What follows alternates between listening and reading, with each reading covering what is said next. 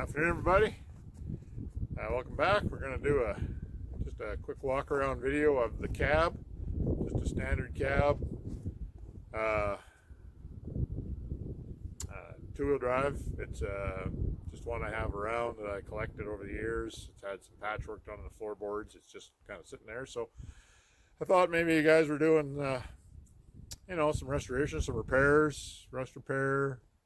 I get questions about cab lights and how the dashes are put in and all that kind of stuff. So I thought we would just do a quick tour of a basic cab. So we're going to head over here. I've got one sitting on a frame in my pile here. It's off of 79, I believe.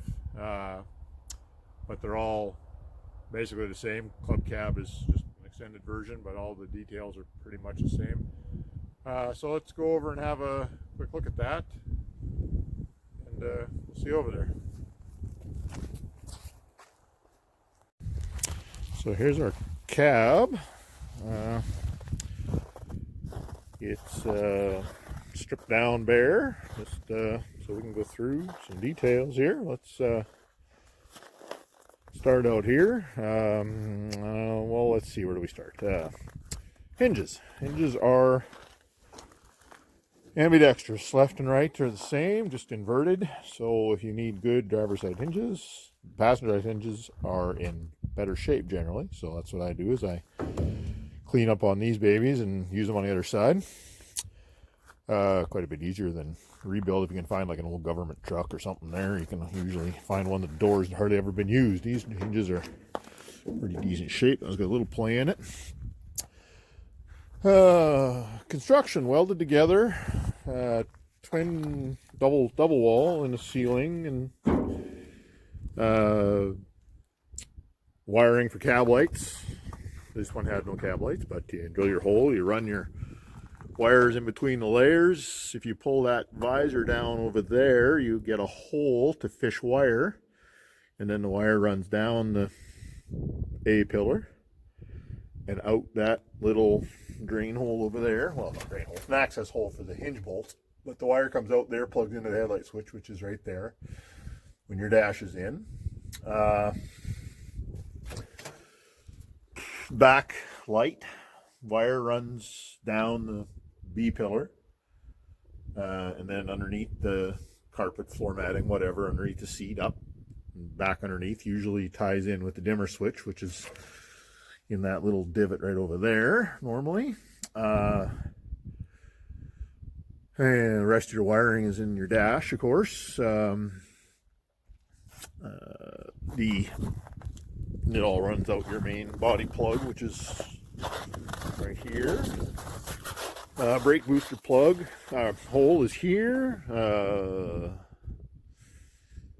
Sorry, that's a lie. That's steering column hole, and brake booster hole is here. Speedometer cable through here, and I'm not sure what that hole over there is. That's kind of a mystery for a second. I'll think of it. Firewall welded on to the cab frame here. This is a common source of leaks for water running down behind. This corner's always wet right here. Usually, well, always, but if everything's kind of normal. They're sealed with seam sealer, but they leak in either through this seam, are known to leak. Then this is where your cowl sits, and the water drains out. You can see daylight down there. That's the vent inside, but it runs down into this air box and blows in your vents, and these air boxes have drains in the bottom right here. They plug up with dirt and leaves and stuff, and then the water can run into the cab through there, or just plain old rust holes.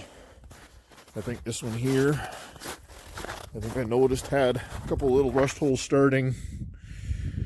Oh, where are they? Right there. So there's some sealing needs done there if I was to use the cab.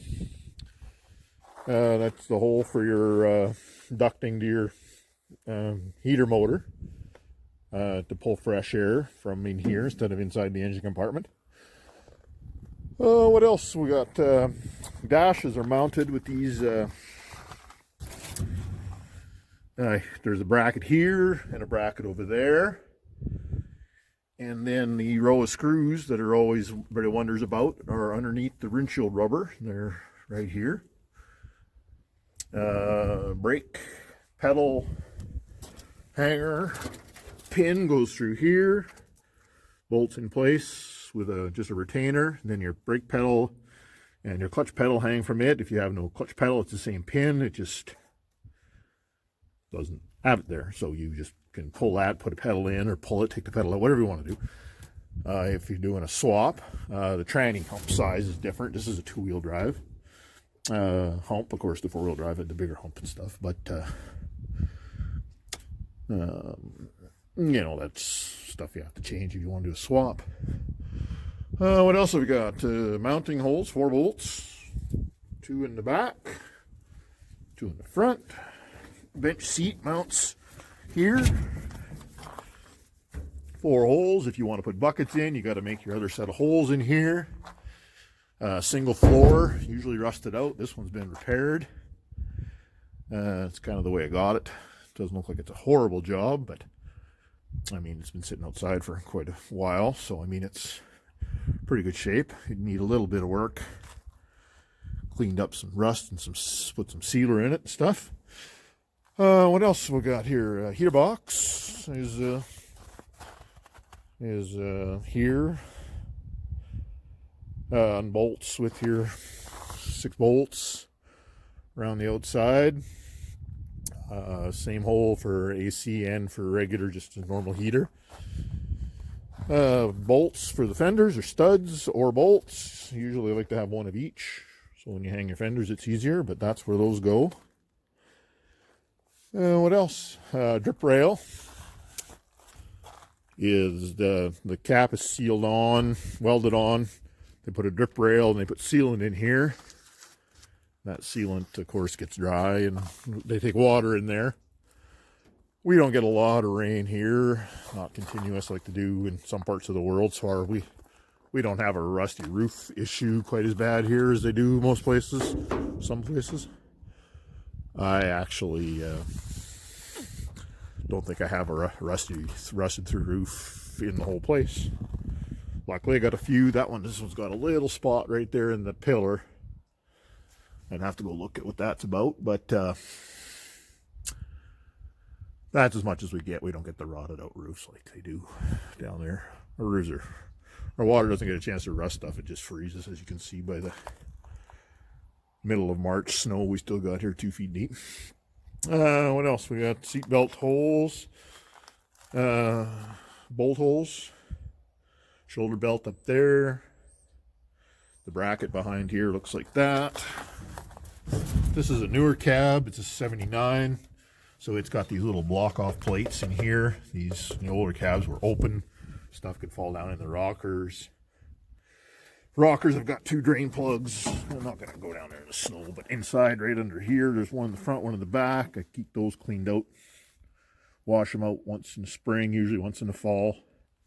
Keeps the rocker panels in good shape. What else? E-brake bracket over there in the corner. That's what that looks like. There's a bolt in the side. Maybe I'll head over there. Look at that. 2 bolts for it in the firewall. Bracket for it here in the side, which is really a pain to get to when the dash is in.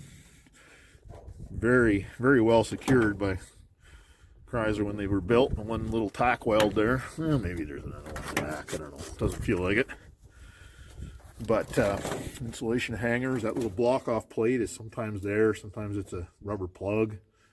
This one's got a little plate in there. I might have to measure that up and make a template so I can cut some if I ever need any more. Here's our cab. Serial numbers on the cab. Manufactured 0179. It's a 1/2 ton. 6 digit is a 9. Single wheel. Got the factory plate here. So actually, Canada, we don't do titles, so I could run that serial number, and if it comes up as a clean, like not scrap, not salvage, not stolen, hopefully it's not stolen, but if that serial number comes up as a inactive, I can just re-register it, and I'd have myself a good cab. So anyway, that's kind of the gist of that. If you say you're working on a cab and you want to know what stuff looks like inside, it's kind of the reference. That was my plan. Hope everybody enjoys it. Like I say, if you're experienced with them, this is nothing new. If you're new to them, this might help. So everybody have yourselves a great day.